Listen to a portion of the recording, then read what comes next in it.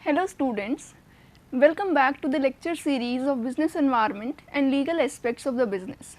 I am Ritika Bajpayee, Assistant Professor in the Axis Institute of Planning and Management. So, in this lecture, we will discuss economic environment in detail. Let's begin. So, first of all, let's understand that what is economic environment. All those factors which have an economic impact on the business are called as the economic environment, right? And the term economic environment refers to all the external economic factors that influence buying habits of consumers and business and therefore affect the performance of a company. These factors are often beyond the control of a company and may be either large scale, that is micro, or small scale, that is large scale, that is macro, and small scale, that is micro. So economic environment क्या है overall, वो सारे ही economic factors, किसी भी economy के वो सारे factors जो किसी बिजनेस को इम्पैक्ट करेंगे माइक्रो लेवल पे या फिर माइक्रो लेवल पे, राइट. मैक्रो लेवल पे इम्पैक्ट करेंगे, इट मीन्स कि लार्ज स्केल पे इम्पैक्ट करेंगे. And when we talk about the micro level, so it means small scale पे इम्पैक्ट होगा इकोनॉमिक फैक्टर्स का. ठीक है, तो अब देखते हैं what are the factors of economic environment. Factors of economic environment are categorized into the two heads. One is macro factor and other is micro factors. So, as I said that macro factors have the impact on large scale and micro factors have impact on the small scale, right. So, first of all let us see the micro factors. These are having impact on small scale, okay. And macro is something which is have a large scale impact, large scale impact, okay. This point we need to remember. So, अब बात करते हैं सबसे पहले हम micro factors की जिनका small scale पे इम्पैक्ट है. सो कौन से फैक्टर्स आते हैं माइक्रो में. First is the size of the available market which is irrelevant of the geographical location. ठीक है, जिस मार्केट को आप टारगेट कर रहे हैं उस अवेलेबल मार्केट का साइज़ क्या है. हमें यहाँ पे जियोग्राफिकल लोकेशन को कंसीडर नहीं करना है but the market only on which we are targeting. Second, the demand for company's product और द सर्विस. कंपनी के प्रोडक्ट्स और सर्विसेज का डिमांड कितना है मार्केट में. सबसे पहले size of the available market क्या है. Second is the demand for company's product और the services in that particular market. Competition, availability and quality of the supplier. किस तरह का कंपटीशन है, आपके कॉम्पिटिटर्स किस तरह की स्ट्रैटेजी फॉलो कर रहे हैं, what is the quality of the product they are offering and what are the strategies they are using and the quality of the suppliers that is available to you. The next micro factor is the reliability of the company's distribution chain, that is how it gets products to customer. Distribution chain क्या है. Distribution chain is something that we use to supply goods from the manufacturing, the location of manufacturing to the customer. Manufacture होने के बाद में final goods को customer तक पहुंचाने के लिए, अवेलेबल कराने के लिए जिस चेन का हम लोग यूज़ करते हैं, that is the channel that we use is known as the distribution channel, okay. So the reliability of the company's distribution channel also comes under the micro factor.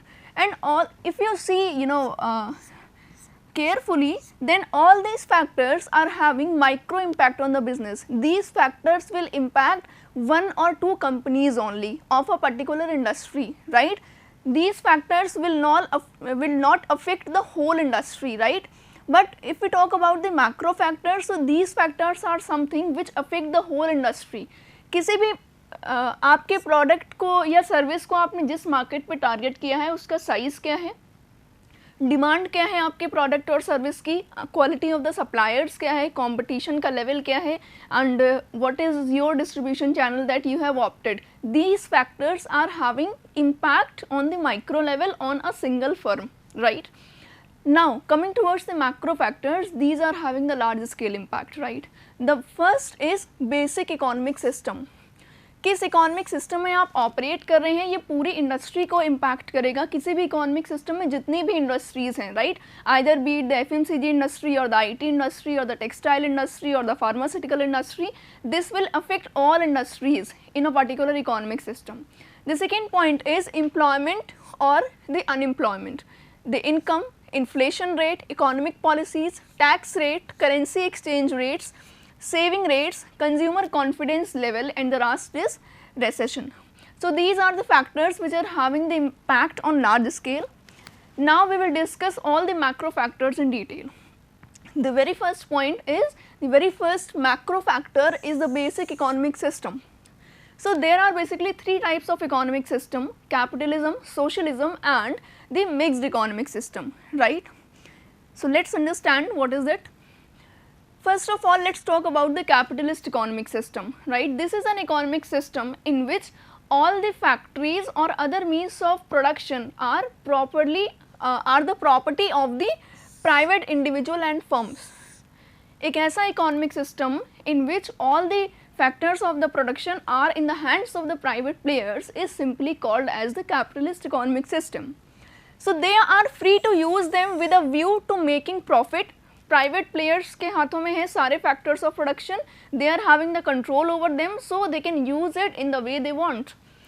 The desire to earn profit is the sole consideration with the property owners in use of their property. So, this is definite that if private owners will have the control over the factors of production, so they will use it for their profit only. Under the capitalism, everybody is free to take up line of production he wishes and is free to enter into any contract with a view to earn the profit. So, they can enter into any of the contract, they can start joint venture, or they can opt for multiple strategies in order to make the profit. So, the whole and sole crux of the capitalist economy is what? The factors of production are in the hands of the private players, they are having the sole control, whole and sole control over them, and they can use it in the way they want to make the profit, right. Now, let us see the features of capitalism. The very first point is private property and freedom of ownership. As private players are the owners of the factors of production, so there is private property and there is freedom of the ownership. Second is large scale production. Definitely if private players are having the control and the ownership, so they are free for the larger scale production. The next point is profit institution. Definitely they work for the profit earning only. There is a concept of the price mechanism and the competition is there, and consumer sovereignty is also there. Like consumer is treated as a king and the consumer is free to choose the products and the services which are available in the market, and the consumer is also having multiple options in the capitalism economic system. As there is a lot of competition, it is having the feature of competition. So, every firm wants to to take up the customer base of other firm. So, for that particular purpose, they used to offer new products and the new services to the customers every day, and in that way consumer sovereignty also remains in the capitalism. Now, let us talk about the socialist economic system. Socialist economic system is just opposite of the capitalist economic system. In the capitalism, private players were having the control over the factors of the production, whereas in the socialism, government is having the control over the factors of production and it use these factors of production for the equality and welfare among the people, right. So, let us see, the socialism is a system in where ownership and regulation are under the control of government. The point we need to remember is that under the ownership and control of the government, right. All activities of production and other functions like allocation of resources, consumption, distribution of income, investment patterns, etc. are under the control and direction of the government, and under the capitalism this was all under the hands of the private players. It is also referred as a socialist or the command economy, right. And in contrast to capitalism, socialism ensures public welfare and equality among people. Now, let us see the features of socialism. The very first is social ownership. that is public is the government is having the whole and sole responsibility and is the owner of the factor of production also. Social welfare, because government is doing everything, so the main objective under the socialism economic system is what? It is social welfare and to maintain the equality. Next is central planning. Obviously, the government is having the whole and sole control, so there will be central planning in the socialism economic system. Equality of income and opportunity. There is a classless society. The aim of socialism economic system is to make a classless society where there is very less or no gap between the rich and poor, right? And the last is freedom of the consumption. Now, let us talk about the mixed economic system. The mixed economic system is a combination of the capitalism and the socialism. Mixed economic system is a combination of capitalism and socialism, and under the mixed economy, both the private and the public sectors function side by side, right? As it is a mixture of public and private, so both the players work side by side in the economic system. The government directs economic activity towards certain socially important areas of the economy, and balance is subject to the operation of the price mechanism. Price mechanism is what? The demand and the supply forces, right?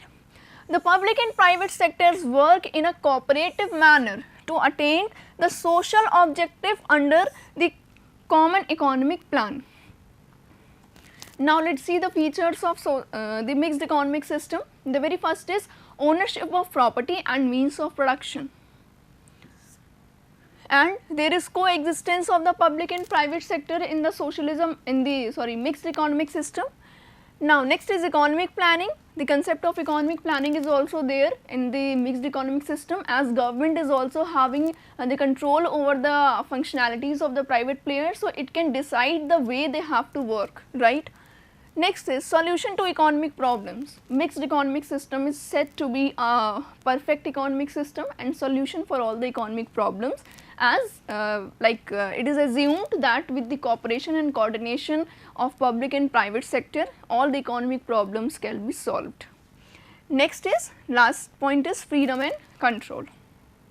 There is freedom to the private players for the production, and there is control over the private players by government through the rules and regulations.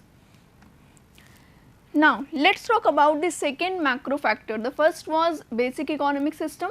So, this this economic structure will have impact on all the industries which are running in a particular economy, right? If it is a capitalism economic system, so there will be the private ownership.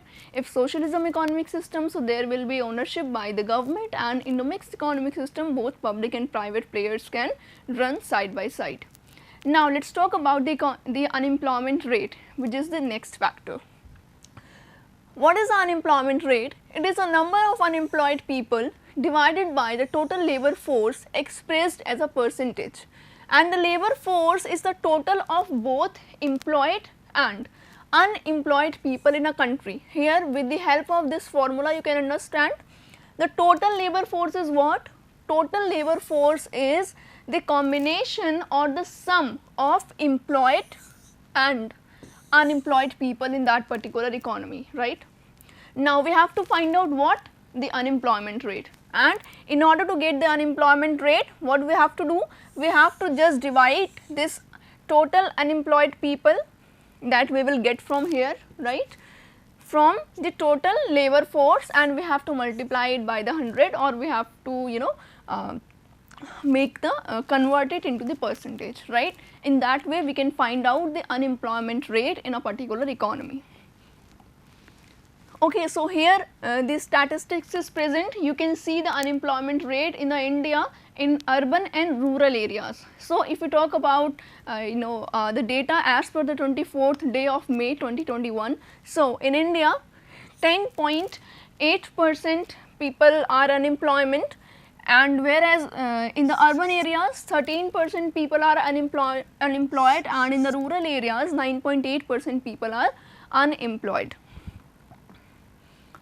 Okay, the next is income level.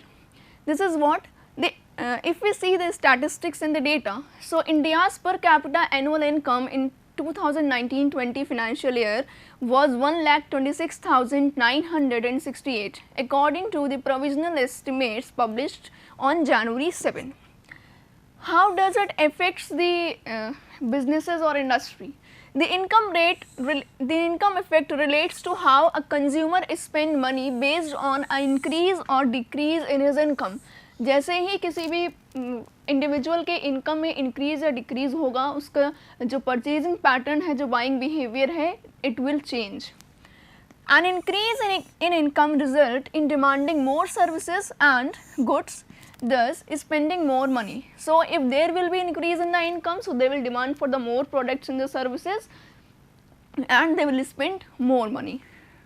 And a decrease in the income result in exact opposite.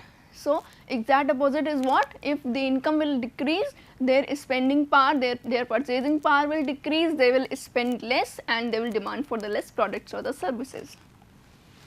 Now, let us talk about the economic policies. These are very important in aspect of the economic environment. So, let us understand.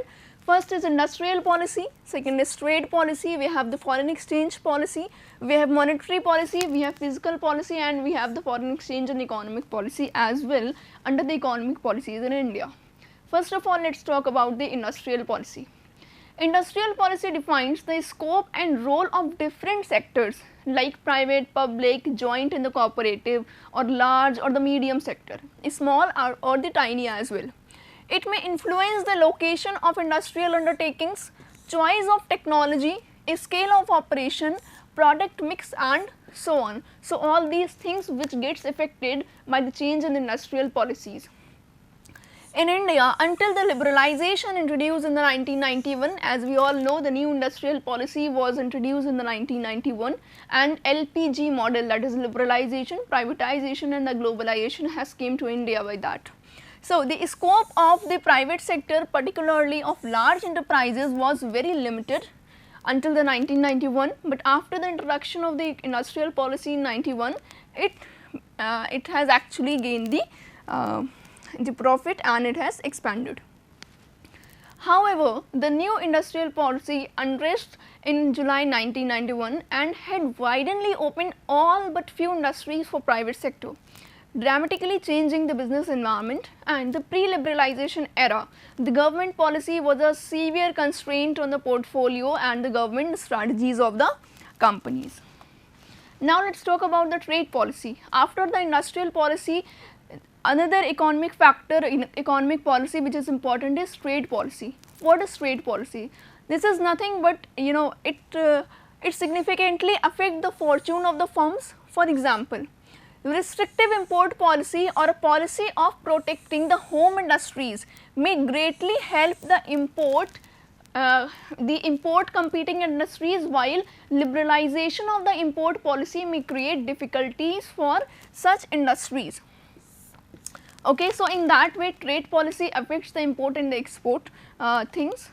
After the introduction of the liberalization in 1991, domestic firms now face increasing competition in imports as there are less restrictions. So, the import has increased and the competition has also increased in that way. In other words, they face a growing international competition in the domestic turf, and this implies that in many cases Indian firms which do not come up to international standards in quality, cost making, after sales services etc. will not be able to survive. Let us talk about the foreign exchange policy. Exchange rate policy and the policy in respect of the cross border movement of capital are important for the business. For example, the abolition or the liberalization of exchange control all around the world since the late 1970s has encouraged the cross border movement of the capital, and this has impacted overall economic system, right, and it has impacted all the industries in the same level. Now, let us talk about the monetary policy. Monetary policy refers to the policy of the central bank with regard to the use of monetary instruments under its control to achieve specific goals in the act, right. The Reserve Bank of India, RBI, which is Central Bank of the India, is vested with responsibility of functioning or conducting the monetary policy, and this responsibility is explicitly mandated under the RBI Act 1934, that is known as the Reserve Bank of India Act 1934. So, let us talk about the tools of monetary policy. The four major tools of monetary policy, and these are the quantitative tools as well: the repo rate, reverse repo rate, CRR and the SLR. Okay. So, repo rate is what? This is the rate at which RBI gives or lends money to the commercial banks in lieu of the government security. And if we talk about the current quarter, so the repo rate is 4%. Reverse repo rate is just opposite to the repo rate. Under the repo rate, RBI gives the financial support to the commercial banks, and under the reverse repo rate, commercial banks submit their deposits, their extra money with the RBI, and RBI gives a certain rate of interest, that is called the reserve repo rate under the monetary policy, and currently it is 3.35%. One thing we need to remember here is that repo rate is always greater than reverse repo rate, right? If you see these statistics, so right from the past year, it is always greater than the reverse repo rate. Now, let us talk about the CRR and the SLR. CRR stands for the cash reserve ratio.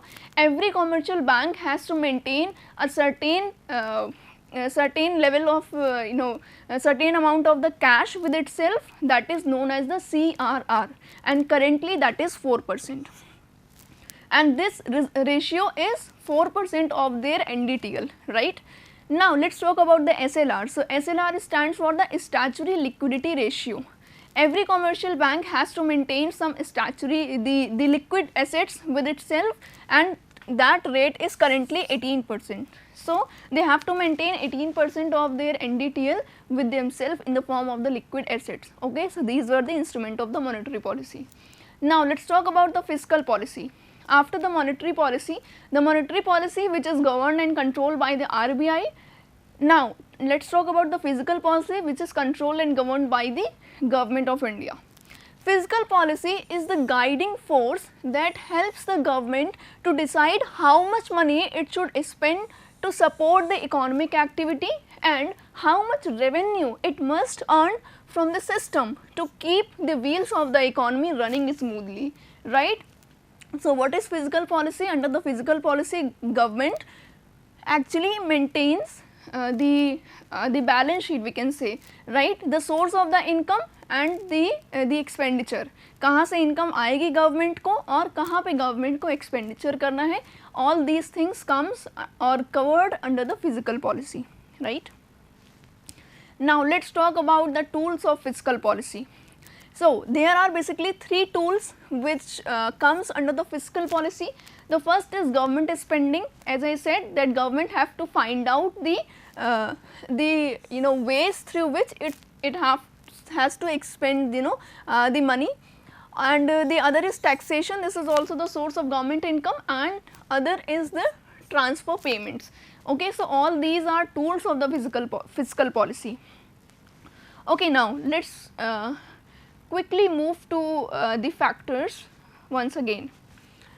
Okay, so under the macro factors, we have covered the basic economic system, we have covered the employment and unemployment rate. Now, let us see that how it actually impacts a business or industry. If the unemployment rate will be high, it means there are number of the people available, the workforce is available in the ample, and there is no work. Okay.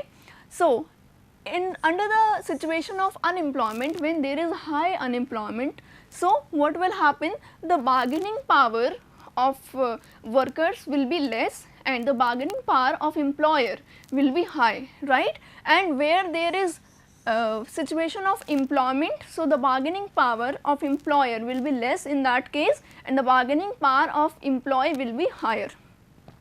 Okay, all the rest of the factors we have discussed.